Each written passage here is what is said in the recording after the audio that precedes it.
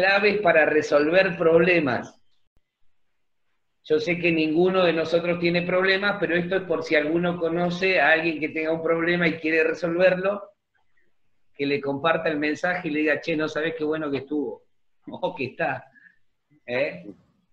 Claves para resolver problemas. Segunda de Reyes, capítulo 4, del 1 al 7 dice, una mujer, cuando no las mujeres metidas en problemas, no, mentira, era un chiste eso. Era un chiste eso. Menos mal que no estamos en forma personal, si no hubiese morido, dijo, apedreado en este preciso instante. Una mujer de las mujeres de los hijos de los profetas clamó a Eliseo diciendo, tu siervo mi marido ha muerto, y tú sabes que tu siervo era temeroso de Jehová, y ha venido el acreedor para tomarse 2 hijos míos por siervos. Y Eliseo le dijo, ¿qué te haré yo? Declárame qué tienes en casa. Y ella dijo, tu sierva ninguna cosa tiene en casa, sino una vasija de aceite. Él le dijo, ve y pide para ti vasijas prestadas de todos tus vecinos, vasijas vacías, no pocas. Entra luego y enciérrate tú y tus hijos y echa en todas las vasijas, y cuando una esté llena, ponla aparte. Y se fue la mujer y cerró la puerta, encerrándose ella y sus hijos, y ellos le traían las vasijas, y ella echaba del aceite. Cuando las vasijas estuvieron llenas, dijo a un hijo suyo, tráeme aún otras vasijas. Y él dijo, no hay más vasijas. Entonces cesó el aceite. Vino ella luego y lo contó al varón de Dios, el cual dijo, ve y vende el aceite y paga a tus acreedores, y tú y tus hijos vivid de lo que quede. ¿Sí? Hasta ahí vamos a leer. 4 claves que nosotros necesitamos entender para resolver problemas. La primera clave para resolver un problema es disponete o disponte a actuar con sabiduría. Disponte o disponete a actuar con sabiduría. Una de las cosas que nosotros tenemos que entender es que la sabiduría no es algo místico, ¿sí? No necesitas irte a las bardas allá, aislarte y retirarte para recibir sabiduría, algo místico. No. Mucha gente dice, me voy a ir ¿viste? A aquella zona, a la India, a esos lugares. ¿Para qué te vas a ir a la India si podés ir a tu habitación, te encerrás y te pones a leer la Biblia y encontrás sabiduría? ¿Sí? La sabiduría tiene que ver con la facultad de las personas para obrar con sensatez, prudencia o acierto. Eso es sabiduría. ¿Sí? Mucha gente vive mal porque no quiere buscar o abrazar la sabiduría. ¿Sí? Mucha gente no quiere vivir mejor porque no quiere pagar el precio de buscar la sabiduría. La sabiduría es el conocimiento de lo que yo tengo que hacer. Pero eso empieza también con la búsqueda que yo tengo de Dios. Ahora vamos a leer un proverbio que es sumamente conocido. Proverbios capítulo 1, versículo 7. ¿Cómo puede ser que una persona temerosa de Dios, una persona que servía a Dios, haya muerto como murió este hombre, lleno de deudas? Fue lo único que le heredó a su gente, a su familia.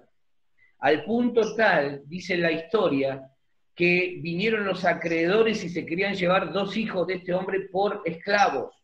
¿Sí? Algo falló en la vida de este hombre, algo pasó. ¿Qué dice Proverbios 1:7?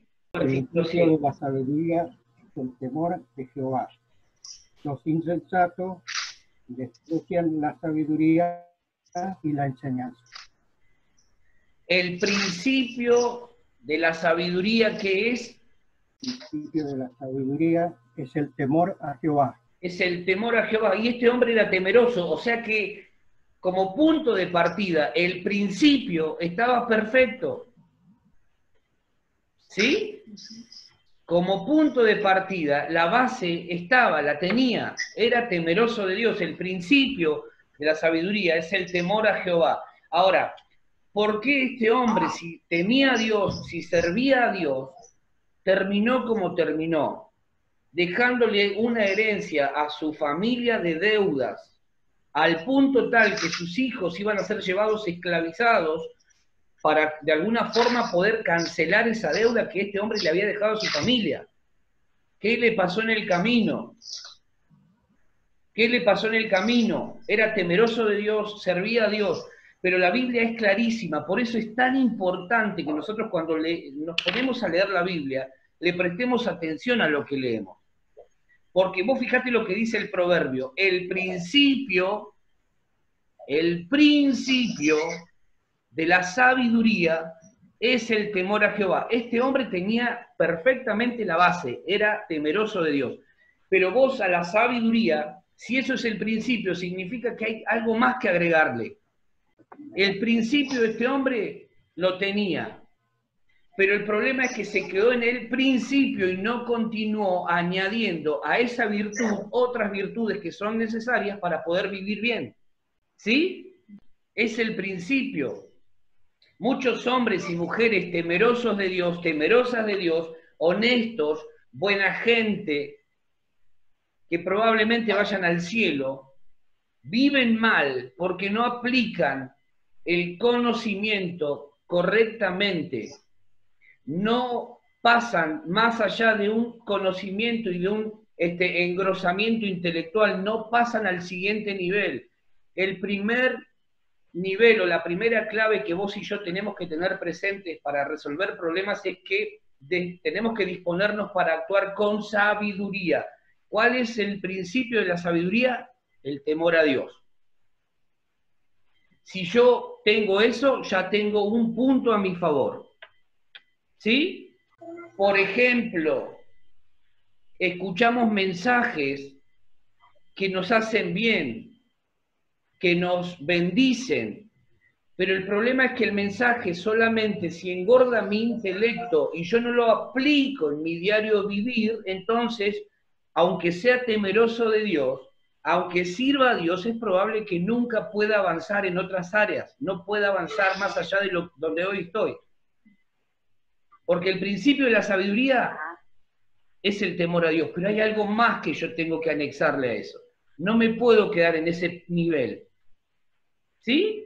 ¿Qué te habló Dios en estos días? Por medio de alguna predicación que escuchaste, de alguna lectura bíblica, de algún devocional, ¿qué te habló Dios? Si eso no lo aplicamos, estamos equivocando el camino. Estamos equivocando el camino, solamente nos estamos dedicando a crecer en conocimiento intelectual, y el conocimiento, el intelecto, si eso no baja luego a nuestra vida, a nuestro espíritu, y lo llevamos a la práctica, solamente estamos engordando nuestro intelecto. ¿Sí? Y es lógico que no podemos esperar resultados. Este hombre de la historia que acabamos de leer era un predicador, era un hombre de Dios, era un pastor, un líder diríamos hoy. Sin embargo, murió y lo único que le dejó a su familia fue una mochila de deudas. Entonces, el proverbio dice, el principio de la sabiduría es el temor de Jehová. Es el principio. El principio. Los insensatos, dice, desprecian la sabiduría y la enseñanza. Está perfecto que temamos a Dios, que leamos su palabra, que oremos y que deseemos servir a Dios. Pero de nada servirá lo mucho que podamos aprender si no pasamos al siguiente nivel, si no lo llevamos a la práctica. Porque es ahí donde vas a ver resultados vos. Vos no podés ver el fruto en tanto y en cuanto no hayas puesto la semillita en tierra y esperes el proceso natural para que esa semilla luego se transforme en un fruto. ¿Sí? Vos podés saber que la semilla en tierra, puesta bajo tierra, puede dar un fruto, pero el fruto no lo vas a ver si no haces ese proceso. Lo mismo es con la palabra de Dios.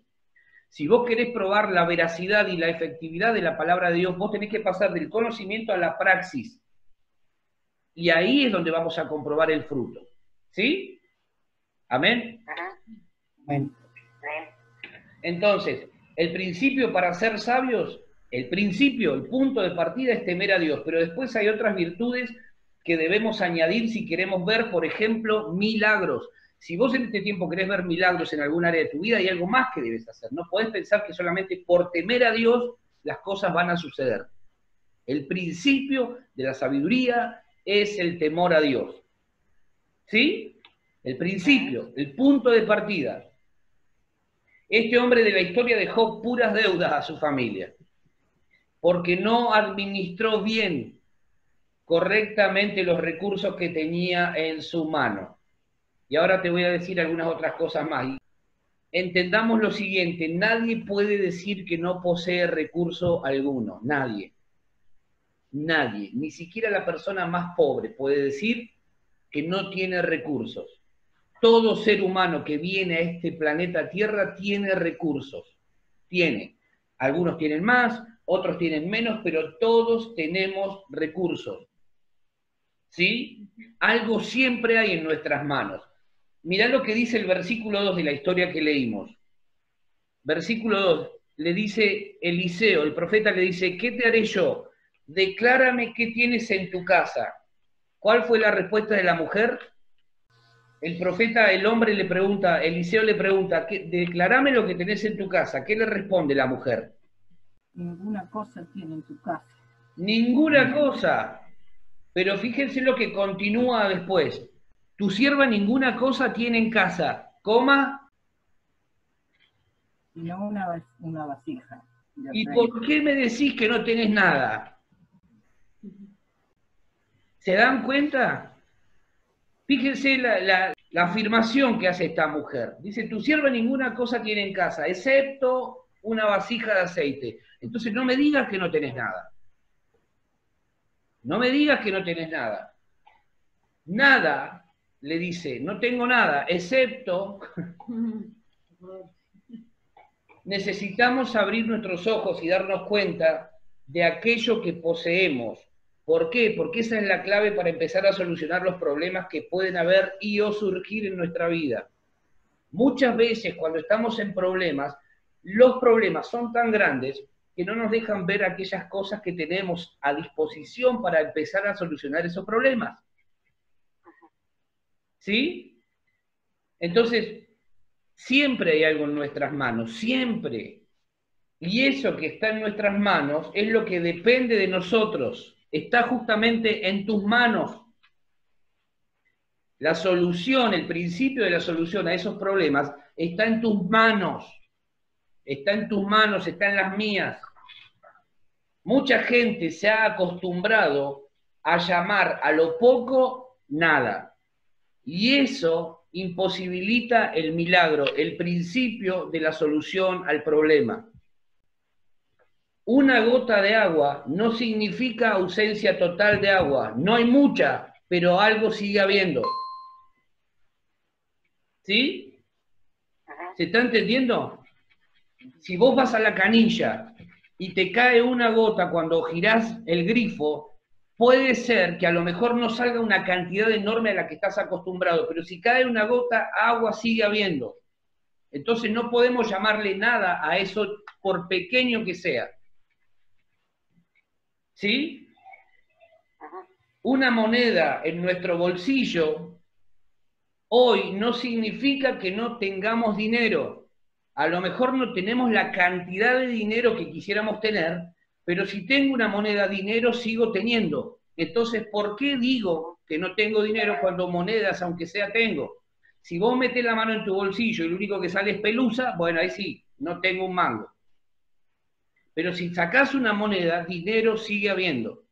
Nos hemos acostumbrado a hablar mal. Tenemos poco y decimos no tengo nada. Y esa declaración es la que limita la posibilidad de empezar a solucionar el problema. Esta mujer le dijo, tu sierva, encima viste que a veces hay declaraciones que suenan muy espiritualoides.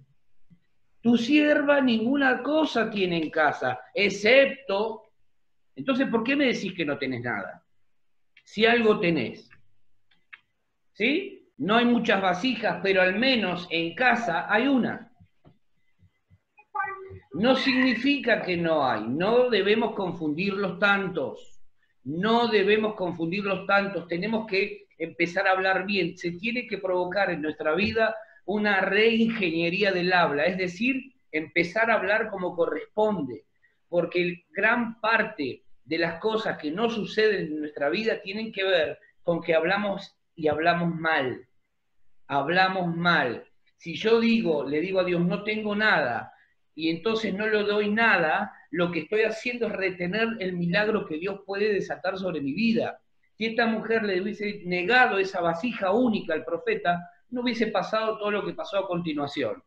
Algo no es nada, y algo no es mucho, pero es algo lo suficientemente necesario para comenzar.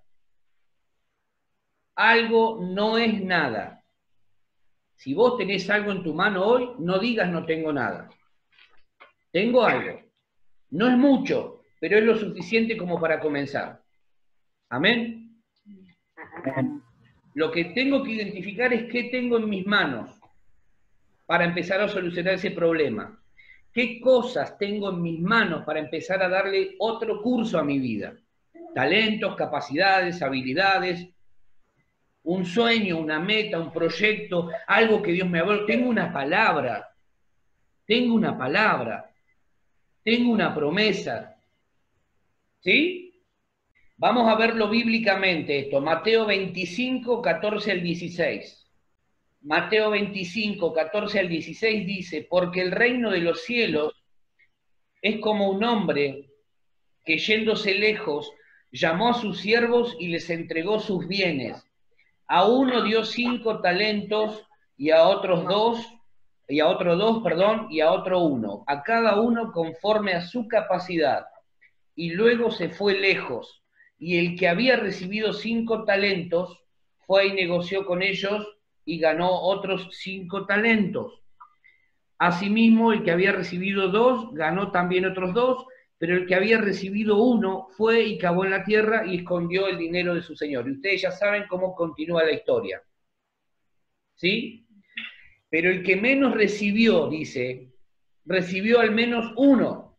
Fíjate, eso es gracia, eso es Dios, la justicia de Dios, que a todos, absolutamente a todos, los que llegamos a este planeta, nos dota, nos da recursos, nos permite disponer de recursos, ¿sí? Todos, absolutamente todos tenemos oportunidades para crecer, para mejorar. Después dependerá de lo que hagamos nosotros con aquello que nos ha sido entregado. Pero todos, absolutamente todos, tenemos recursos, tenemos oportunidades. No va a haber un ser humano que pueda decirle a Dios, Dios, nunca me diste una oportunidad. Mirá lo que dice Eclesiastés 9:11.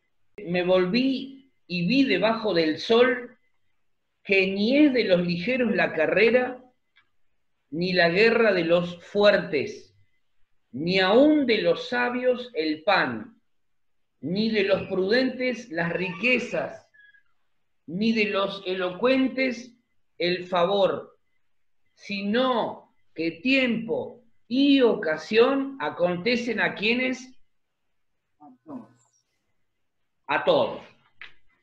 ¿Sí? Eclesiastés 9:11. Tiempo y ocasión acontecen a todos. ¿Qué significa esto? Que no se trata del talento o la capacidad adquirida que alguien tenga. Eso es lo que está diciendo. No es de los ligeros la carrera, ni la guerra de los fuertes, ni aún de los sabios el pan, ni de los prudentes las riquezas, ni de los que hablan mucho el favor, sino que tiempo y ocasión acontecen a todos. No se trata necesariamente del talento que vos tengas, ni de la capacidad que podamos llegar a tener, sino que todo radica, mis queridos, en saber aprovechar el tiempo y la ocasión cuando se presentan. Hay un momento en el reloj de Dios en que Dios te posiciona frente a una oportunidad. Ese es el momento, ese es el tiempo y esa es la ocasión para que tu vida y la mía cambien. Ese es el momento. Si yo lo aprovecho, vamos para adelante. Si no lo aprovecho, soné. Pero hay un momento en el reloj de Dios donde Dios me posiciona frente a esas oportunidades que yo estoy esperando. Y cuando llegan esas oportunidades, yo tengo que estar listo, tengo que estar preparado. No puedo decir, cuando tenga mi oportunidad me voy a preparar. No, me preparo mientras espero mi oportunidad. ¿Sí? Amén. Amén. Esa tiene que ser nuestra mentalidad. Entonces yo declaro en el nombre de Jesús que el tiempo y ocasión vienen para cada uno de nosotros. En los próximos meses va a haber oportunidades que Dios va a poner delante nuestro. Empezá a prepararte ahora. ¿Qué oportunidades estás esperando? ¿Qué es lo que estás esperando de parte de Dios? ¿Qué es lo que estás pidiendo? El Señor, me gustaría que esto se dé. Empezá a prepararte ahora. Tiempo y ocasión acontecen a todos. No es de los que corren más fuerte la carrera. No es de los sabios el pan ni de los elocuentes el favor, sino que tiempo y ocasión acontecen a todos por igual. Eso es tener a un Dios que es justo. Mirá si no es bueno Dios, si no es justo. Te dice que tiempo y ocasión acontecen a todos. Disponete entonces a actuar con sabiduría. Primera clave. Disponete a actuar con sabiduría. Empezá a prepararte hoy para la oportunidad que querés ver mañana. Empezá a prepararte hoy. Empezá a prepararte hoy. No dejes para mañana lo que tengas que empezar a hacer hoy. Los ajustes hay que hacerlos ahora, hoy. Y mañana se presenta la oportunidad y ya estás listo. ¿Sí? ¿Amén? Amén. Y si pensamos, y si alguno de nosotros piensa que no tiene suficiente sabiduría, vamos a pedírsela a Dios que la da abundantemente. Santiago 1:5. Vamos a buscar Santiago. Y si alguno de vosotros tiene falta de sabiduría, pídala a Dios, el cual da a todos abundantemente y sin reproches, y le será dada. Perfecto. Si alguno de nosotros dice, yo no tengo sabiduría, me falta sabiduría, perfectamente clarito es el texto. Si alguno de vosotros tiene falta de sabiduría, pídala a Dios, el cual da a todos abundantemente y sin reproche. ¿Y qué va a suceder? Le será dada. ¿Sí? Dios, si yo le pido sabiduría para entender algo que necesito entender y para ver cómo resolver un problema, Dios me va a dar la sabiduría. La sabiduría es practicidad, es práctica, no tiene que ver con misticismo, la sabiduría, eliminemos eso, ¿sí? Tiene que ver con algo práctico. El hombre de la historia de Reyes, que leímos al comienzo, seguramente tuvo oportunidades para mejorar y no comprometer a su familia a situaciones de desesperación. Hay dos posibilidades: que no haya aprovechado los momentos en que tuvo justamente oportunidades para mejorar, o que tal vez haya mejorado su situación y producto de la mala administración y despilfarro haya terminado en la ruina. Puede haber sucedido cualquiera de esas dos alternativas, pero lo que nosotros tenemos que tener claro es: yo tengo que entender que Dios nos da oportunidades para avanzar, para crecer y para mejorar a todos. No hay un solo ser humano que haya pisado este planeta, que pise o que dentro de algunos años venga, si el Señor no viene antes, a esta tierra, que no pueda disponer de una oportunidad. Y eso nosotros lo tenemos que tener claro. Tiempo y ocasión acontecen a todos. Esa oportunidad que vos estás esperando va a llegar, pero vos tenés que prepararte. ¿Amén? Amén. Tenemos que prepararnos para esas oportunidades. Si no, las vamos a desperdiciar y vamos a lamentar después no haber aprovechado esas oportunidades. Pregunto nuevamente, ¿qué te está diciendo Dios en este tiempo? ¿Qué te está hablando Dios en este tiempo? Disponete a actuar con sabiduría. Atesorá la palabra que Dios nos está dando. Atesoremos la palabra que Dios nos está dando, porque es palabra de Dios, fiel, verdadera, que no volverá vacía. Atesoremos el conocimiento, pero vamos a determinar pasar al segundo nivel, a la segunda clave. Disponete a actuar con inteligencia. Sabiduría e inteligencia parecen lo mismo, pero son diferentes. Sabiduría es conocer lo que tengo que saber o saber lo que tengo que hacer. Inteligencia es saber aplicar correctamente lo que ya aprendí. ¿Sí? Esa es la diferencia entre sabiduría e inteligencia. El marido de esta mujer ya no estaba. Él ya se había ido. Ahora le quedaba a esta mujer una alternativa o dos alternativas: lamentarse por la situación y resignarse, o pensar y ver de qué manera salir de ese conflicto, de ese problema. Lamentablemente, mucha gente elige el camino de la resignación. No, porque esto no va a cambiar más, no, porque esto no va a funcionar, no, mirá cómo está todo, mirá, está todo podrido, no, porque no, y esto y aquello. Y mucha gente, en lugar de entender tiempo y ocasión acontecen a todos, ¿qué hace? Se resignan, bajan los brazos, tiran la toalla, abandonan y pierden no solamente una oportunidad que les puede cambiar su vida, sino que además hipotecan su futuro, lo regalan. Esa actitud no tiene que estar en nosotros. Nuestra actitud tiene que ser: Señor, si hoy no se dio, me preparo para que se dé mañana. Y si mañana no se da, me preparo para que se dé pasado mañana. Y si no se dio este mes, se dará el mes próximo. Y si no se da el mes próximo, sigo pensando y sigo creyendo que en algún momento esa oportunidad se va a presentar delante de mí y ahí la voy a aprovechar, porque ya me preparé. La mujer tenía en sus manos el futuro de ella y el de sus hijos. Si alguien quiere de verdad cambiar su futuro, tiene que comenzar sabiendo que resignación no forma parte de la voluntad de Dios. Cada vez que vos quieras resignarte en algún área, tenés que saber que esa no es la voluntad buena, agradable y perfecta de Dios. No tiene nada que ver. ¿Sí? No forma parte de la voluntad de Dios, pero tampoco tiene que formar parte de nuestra voluntad. ¿Qué hace la mujer? Se dispuso a actuar inteligentemente, con sabiduría, con inteligencia. La mujer ya sabía lo que tenía que hacer, ahora necesitaba disponerse a actuar entonces con inteligencia. ¿Qué es la inteligencia? Es la capacidad de tomar aquello que se aprendió teóricamente y ponerlo por obra correctamente. Son conocimientos que ahora los pasamos a la práctica, que nos permiten resolver problemas y situaciones que se plantean. Había un problema, pensemos esto, había un problema. ¿Cuál era el problema? ¿Se acuerdan? Un problema, un problemón. Tenía deudas. Muchas deudas. Tenía muchos acreedores. Claro, muchas deudas. Muchas deudas le había dejado el marido. ¿Sí? ¿Cómo resolverlo? Primero, reconociendo el problema. Si vos querés encontrarle la solución a un problema, lo primero que tenés que hacer es reconocer que existe. Lo primero que tengo que hacer es reconocer que existe el problema, porque mientras no lo reconozca, no voy a resolver nada.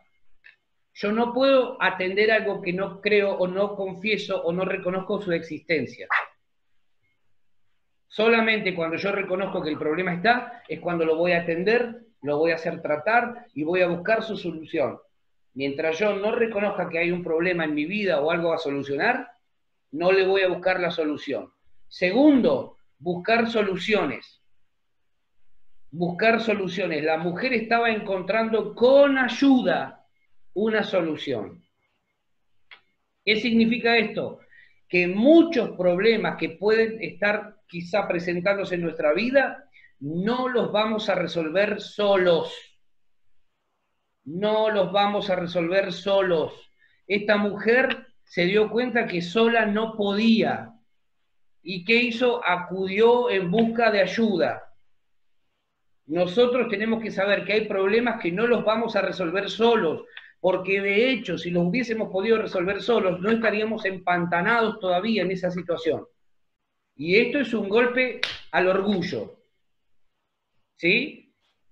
Es un golpe al orgullo. Tenemos que saber que por alguna razón Dios nos regala compañía, nos regala una iglesia, nos regala pastores, nos regala una compañera, un compañero, nos regala una familia de la fe, nos regala una familia espiritual, ¿Por qué? Porque Dios sabe que solos no podemos. Entonces, reconocer el problema, buscar soluciones, buscar ayuda. Y en tercer lugar, llega el tiempo de aplicar correctamente lo establecido. Versículo 3, vamos a Segunda de Reyes nuevamente, capítulo 4. Dice, él le dijo, Segunda de Reyes 4, él le dijo, ve y pide para ti vasijas prestadas de todos tus vecinos, vasijas vacías, no pocas. Entra luego, dice el versículo 4, y enciérrate tú y tus hijos, y echa en todas las vasijas, y cuando una esté llena, ponla aparte. Y se fue la mujer y cerró la puerta, encerrándose ella y sus hijos, y ellos le traían las vasijas, y ella echaba del aceite. Cuando las vasijas estuvieron llenas, dijo a un hijo suyo, tráeme aún otras vasijas, y él dijo, no hay más vasijas. Entonces cesó el aceite. Llegaba el momento de empezar a actuar de manera inteligente. ¿Sí? Ya tenía una estrategia y ahora tenía que ser llevada a la acción. Ya tenía una idea. Tenemos que disponernos a actuar inteligentemente, es decir, a aplicar lo aprendido durante este tiempo de enseñanza que Dios nos ha dado por medio de su palabra. Si en este tiempo nosotros no estamos aplicando todas aquellas herramientas que Dios nos ha ido dando y hablando en este tiempo, entonces lo único que estamos haciendo es quedarnos en el principio, quedándonos en el primer punto. ¿Amamos a Dios? Sí. ¿Tememos a Dios? Sí. ¿Queremos servir a Dios? Sí. Pero no vamos a ver resultados y o cambios en nuestra vida a menos que nos dispongamos a actuar de manera inteligente, es decir, aplicando lo que ya conocemos. ¿Amén? Amén. Esa es la segunda clave que nosotros necesitamos tener presentes. Primero, actuemos, dispongamos nuestra vida para actuar sabiamente, adquirir el conocimiento de lo que tengo que hacer. Segundo, actúo de manera inteligente, aplico lo que ya sé que tengo que hacer. Es decir, si aprendí que tengo que orar, entonces tengo que orar. Esa es la manera en la que yo también actúo inteligentemente, aplicando lo que ya sé que tengo que hacer. Tercera clave, disponte a actuar en fe. La mujer creyó a la palabra que le dio Eliseo y actuó. No se quedó ahí. La mujer tomó la palabra que le dio este hombre y actuó. Buscó una respuesta de boca del profeta y creyó que esa palabra llena de sabiduría poseía la suficiente capacidad para cambiar su realidad presente, llena de maldición, de ataduras, de esclavitud, y afectar poderosamente su futuro hasta transformarlo en total y absoluta bendición. Actuó en fe. Dijo, me está hablando mi líder, me está hablando el que me ministra, el que me está pastoreando de alguna manera ahora. ¿Qué voy a hacer? Voy a tomar la palabra que me está dando y voy a actuar. Eso es fe. Eso es fe. Versículo 6 de Segunda de Reyes 4. Que alguien lo lea, por favor. Cuando las vasijas estuvieron llenas, dijo a un hijo suyo, tráeme aún otras vasijas. Y él dijo, no hay más vasijas. Entonces cesó el aceite. Buenísimo. Fíjense, las vasijas se llenaron y la mujer le pidió al hijo, tráeme más vasijas. ¿Qué le dijo el chico? No hay más. Y ahí terminó el aceite. Ahí cesó el aceite. ¿Sí? Pero, ¿qué te quiero decir con esto? La mujer actuó conforme a la palabra que le fue entregada y vio los resultados. Ya no tenía una vasija como al comienzo. Ahora tenía muchas vasijas llenas a reventar. Si hubiese tenido más vasijas, el aceite no se terminaba ahí. ¿Se entiende la idea? Los resultados en nuestra vida no van a variar porque solo sepamos lo que tenemos que hacer. Sí, sé lo que tengo que hacer, pero si sabés lo que tenés que hacer y no lo aplicás correctamente, los resultados no van a ser diferentes. Los resultados van a variar solamente cuando pasemos de la teoría a la práctica. Y ahí vamos a ver cambios profundos y duraderos cuando hagamos lo que tenemos que hacer. ¿Qué te está hablando Dios en este tiempo? Más compromiso, más oración, más palabra. ¿Qué te está hablando Dios en este tiempo? ¿Qué promesa te ha dado Dios? ¿Qué palabra te ha dado Dios? Porque ahí es donde Dios te está despertando para que entiendas que sobre la base de esa palabra va a venir tu bendición. Ahí está la clave. El aceite cesó porque no había más vasijas disponibles. De lo contrario, el aceite hubiese seguido fluyendo. La bendición de Dios para nuestras vidas no tiene límites. La bendición de Dios para nuestra vida no tiene límites. Los que limitamos a Dios somos nosotros cuando no nos preparamos para esas oportunidades.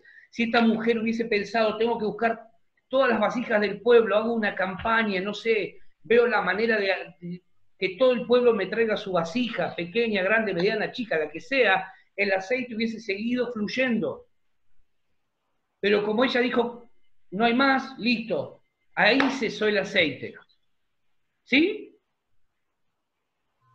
Los que limitamos la bendición de Dios en nuestra vida somos nosotros cuando no nos preparamos, cuando no entendemos la oportunidad que tenemos. Si nosotros queremos ver cambios en nuestra vida, tenemos que prepararnos, tenemos que hacer lo que sabemos que tenemos que hacer.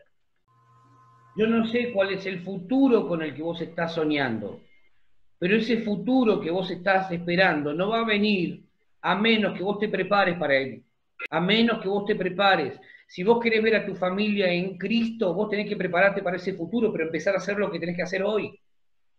Si vos querés ver a tus hijos sirviendo al Señor dentro de 15 años, 20 años, entonces lo que tenés que hacer es empezar a prepararte hoy para que el futuro que vos estás imaginando y soñando se convierta en una realidad, pero no cuando pasen 15, 20 años, sino hoy.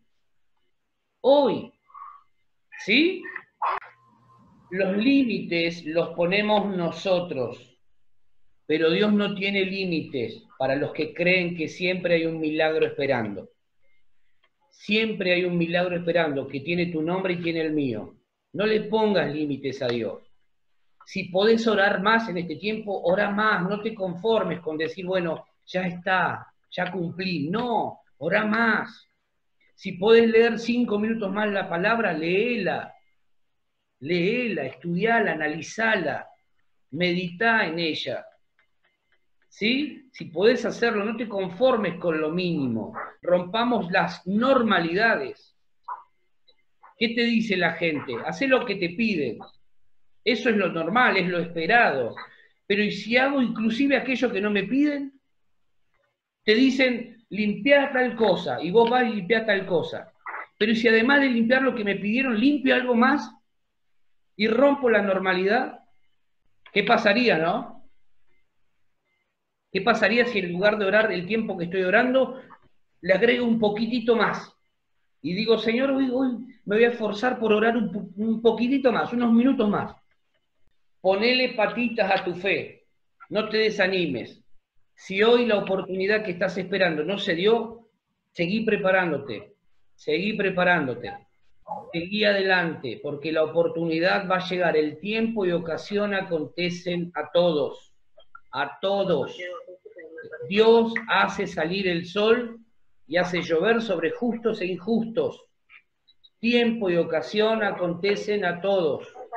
Amén. Amén. Amén. Cuarta clave, disponete a actuar en obediencia. Versículo 7. Vino ella luego y lo contó al varón de Dios, el cual dijo, ve y vende el aceite y paga a tus acreedores, y tú y tus hijos vivid de lo que quede. Fíjense lo que este hombre le dijo. Ella le contó cómo había hecho todo hasta ahí lo que él le había marcado, le había señalado. Y luego le dice, ve y vende el aceite. Ya se había provocado un milagro. ¿Sí? Ya se había provocado un milagro. de tener solamente una vasija que ella inclusive menospreció, ahora tenía muchas vasijas, pero no las tenía vacías, las tenía llenas de aceite. Entonces ahora venía también otro pasito más para resolver el problema, que era actuar en obediencia sobre la base de la palabra que este hombre le estaba dando. ¿Sí? Una de las cosas que tiene que aprender la iglesia es a valorar la voz de Dios en la iglesia, la voz pastoral. A veces le damos mucho más énfasis a la voz de un profesional de la salud, a la voz de un profesional de, no sé, de algún área determinada de la sociedad, pero pensamos que como es una cuestión espiritual, la voz del pastor no está autorizada para ciertas áreas. Por ejemplo, la economía. ¿Sí? Porque esto es una cuestión económica lo que se está resolviendo acá. Porque esta mujer cambió su vida después de hacer todo lo que este hombre le fue diciendo. Entonces, ¿qué te quiero decir con esto?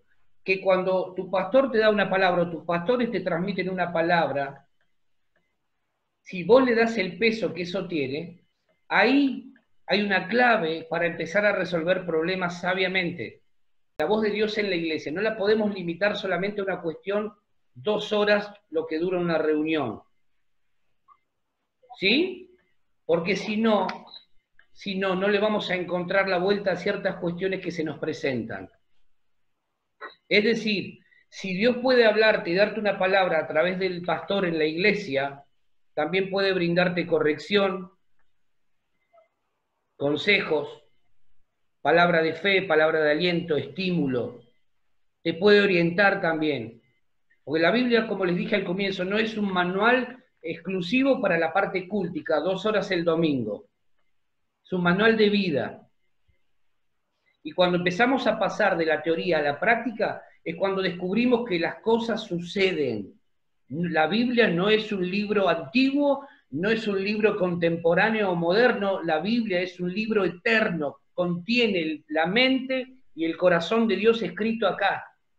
Y cuando yo entiendo eso, se me revelan los pensamientos de Dios y yo los pongo por obra, es cuando yo veo cambios en mi vida, veo milagros, veo cosas que no se ven en lo natural, pero que yo sé que existen y que es cuestión de tiempo que se puedan materializar.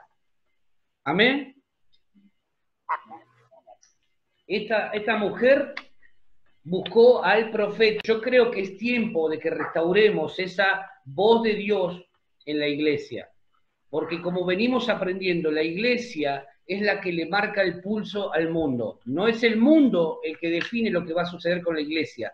Es la iglesia la que hace que el mundo gire. ¿Sí? Entonces nosotros tenemos que darle a cada palabra que Dios nos da el peso suficiente. ¿Por qué? Porque Dios nos está equipando para la vida. Esta mujer fue a buscar al profeta y porque creía que había algo más que podía recibir a él, de parte de él, perdón, además de una oración. Además de una oración. Estos principios, si los aplicamos correctamente, van a funcionar. Los milagros suceden porque hay una palabra de Dios en acción. Yo quiero que esto lo podamos entender, porque si nosotros podemos captar el espíritu de esta palabra, entonces a partir de hoy muchas cosas van a empezar a cambiar en nuestra vida. Entonces, palabra de fe, palabra de bendición, palabra de sabiduría, este hombre le dio a esta mujer. Practicidad, algo práctico. Ponete a orar y vas a ver que los milagros van a suceder. Fíjate qué tenés en tu mano, fíjate de qué cosas disponés, ¿sí?